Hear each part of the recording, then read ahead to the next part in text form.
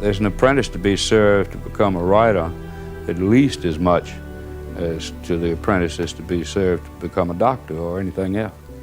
You have to study your craft, your art, your profession, as much as a lawyer or a doctor. Lawyers and doctors sometimes scoff at that notion, but they're wrong. Shelby Foote was a painstaking writer, turning out up to 1,000 words a day, writing in longhand with a dip pen and inkwell because it made him take his time. Shelby Dade Foote Jr. was born in Greenville, Mississippi on November 17, 1916. He discovered the world of books in his teens in the library of influential Delta planner and author William Alexander Percy. Later, at the University of North Carolina and in the Army, he began to shape his craft as a journalist in peacetime and in war, then as a novelist. Well-read and well-traveled, Foote was largely self-taught, relying on personal experience and exacting investigation. In Greenville, he recognized the particular impact of proximity and geography. Growing up in a town of 15,000 meant you were connected by place. And as he discovered later in the Army, you got to know people. You were impacted by the same events, not always in the same ways, but you were shaped by their pulses and trials and expectations. He published his first novel, Tournament, in 1949, followed by Love and a Dry Season, Follow Me Down, September, September, and Shiloh, a battlefield he once wandered with Faulkner. While his novels were successful, it was an assignment to commemorate the centennial of the Civil War for Random House that pivoted Foote's literary and personal life. That short history mushroomed after 2 decades of work into a 3-volume opus, The Civil War, a Narrative. He favored compelling stories over academic footnotes, people of flesh and dimension in a bloody and incomprehensible war. But it was Ken Burns' groundbreaking documentary that placed Foote firmly in the national consciousness as he guided us through the Civil War with illuminating insight. Shelby Foote became a nation's storyteller. In the words of Ken Burns, he made the war real for us.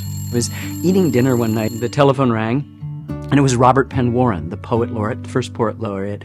And he had spoken this wonderful Kentucky accent, very elliptical. He says, thinking about the Civil War, thinking about how if you're going to do it right, you have to talk to Shelby Foote right away. Well, sitting on our shelf was the massive 3-volume, 3,000-page epic work by Shelby Foote.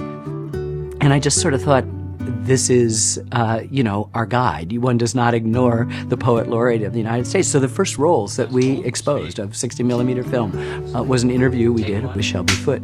He was so present. He had researched every moment, and he had gone to the battlefield sort of perspective without any fictionalizing it. And he was also a Southerner who wrote without a Southern bias, but from a Southern perspective. We were in a van, all of us in a rented van, and he kept saying things from the back seat that I just finally said, damn it, Shelby. And I stopped the car, we opened the door, and we literally filmed him on the side of the battlefield road, because it seemed like every time we spoke to him, there was something new that he was going to give us, something that added a dimension that we hadn't seen. A good example of how bloody it was is that in the year after the war, the state of Mississippi spent 1/5 of its total income on artificial arms and legs for veterans back from the war. That's an incredible figure. It's Shelby who dominates. It was Shelby who sort of knew precisely what was going on. Any understanding of this nation has to be based, and I mean really based, on an understanding of the Civil War. I believe that firmly. It defined us. It is very necessary, if you're going to understand the American character in the 20th century, to learn about this enormous catastrophe of the mid-19th century. It was the crossroads of our being, and it was a hell of a crossroads. Until its airing, Shelby said he had not realized at all the strange and somewhat startling power of television. The monumental documentary ends with Shelby Foote reading his own words that had long before been drafted with a simple dip pen in his office. Not out of selfishness does he concentrate on what matters in his art. He does it because he knows the whole thing's going to blow up in his face if he doesn't.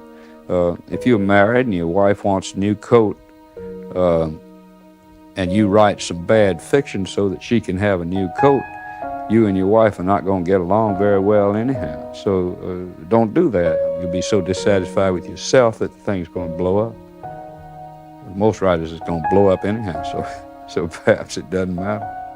Young people would do well not to pay any attention to styles and fads and concentrate on doing the very best they can with whatever talent they've been able to muster. The best thing to do in all accounts is go your own way, work very hard at your craft, be true to whatever precepts you've formed, and everything's going to be all right. Or it won't.